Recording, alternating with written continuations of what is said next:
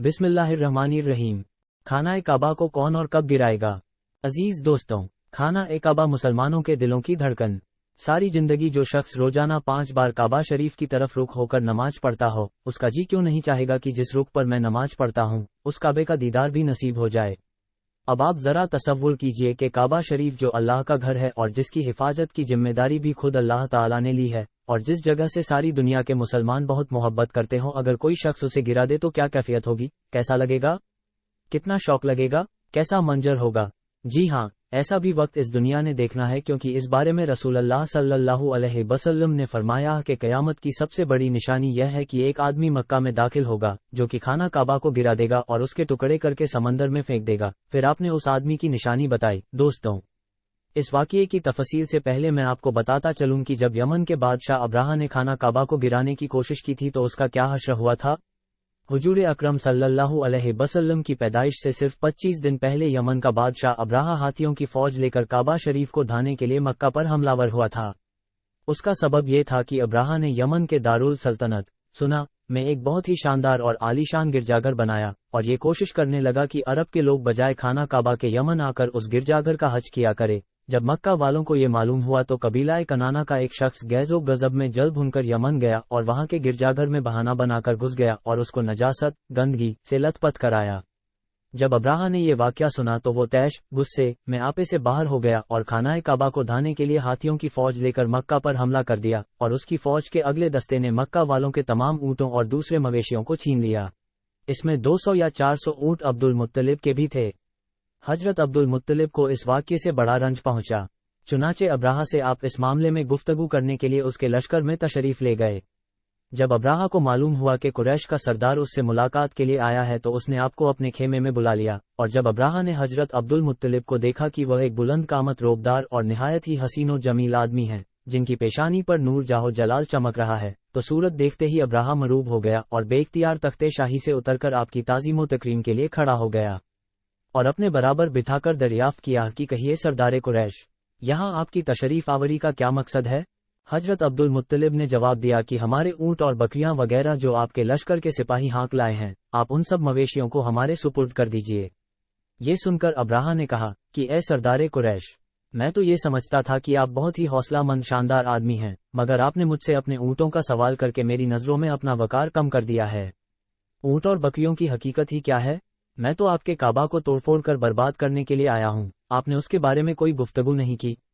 हजरत अब्दुल मुत्तलिब ने कहा कि मुझे तो अपने ऊँटों से मतलब है, काबा मेरा घर नहीं है बल्कि वो खुदा का घर है, वो खुद अपने घर को बचा लेगा, मुझे काबा की जरा भी फिक्र नहीं है।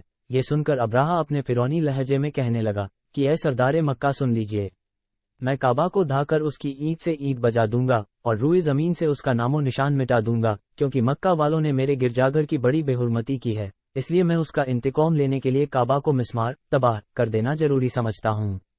हजरत अब्दुल मुत्तलिब ने फरमाया, फिर आप जाने और खुदा जाने मैं आपसे सिफारिश करने वाला कौन।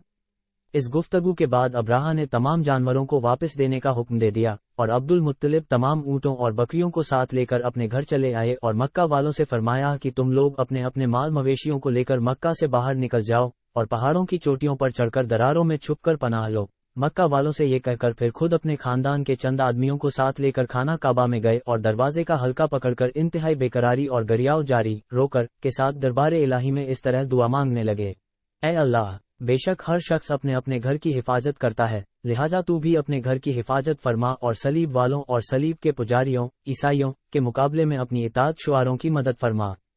हजरत अब्दुल मुत्तलिब ने ये दुआ मांगी और अपने खानदान वालों को साथ लेकर पहाड़ की चोटी पर चढ़ गए और खुदा की कुदरत का जलवा देखने लगे। अब्राहा जब सुबह को काबा ढाने के लिए अपने लश्करे जर्रार और हाथियों की कतार के साथ आगे बढ़ा और मक्का में मखमज में पहुंचा तो खुद उसका हाथी, जिसका नाम महमूद था, एकदम बैठ गया। बहुत मारा और बार बार ललकारा मगर हाथी नहीं उठा। इतने में कहरे इलाही अबाबीलों की शक्ल में नमूदार हुआ और नन्हे नन्हे परिंदे झुंड के झुंड, जिनकी चोंच और पंजों में 3-3 कंकरियां थी, समंदर की जानिब से हरमे काबा की तरफ आने लगे। अबाबीलों के इन लश्करों ने अब्राहा की फौजों पर इस जोरों शोर से सिंगबारी शुरू कर दी कि आनन फानन में अब्राहा के लश्कर और उसके हाथियों के परखच्चे उड़ गए। अबाबील की सिंगबारी खुदावंद कहारो जब्बार के कहरो गजब की ऐसी मार थी कि जब कोई कंकरी किसी फील हाथी सवार के सर पर पड़ती थी तो वो उस आदमी के बदन को छेदती हुई हाथी के बदन के पार हो जाती थी।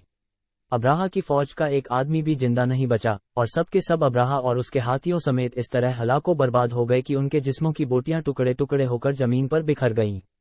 चुनांचे कुरान मजीद की सूरा फील में खुदावंद कुदूस ने इस वाक़ये का जिक्र करते हुए शायद फरमाया, यानी ए महबूब, क्या आपने नहीं देखा कि आपके रब ने उन हाथी वालों का क्या हाल कर डाला?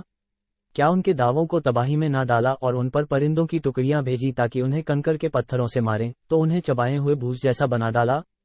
जब अब्राहा और उसके लश्करियों का ये अंजाम हुआ तो अब्दुल मुत्तलिब पहाड़ से नीचे उतरे और खुदा का शुक्र अदा किया।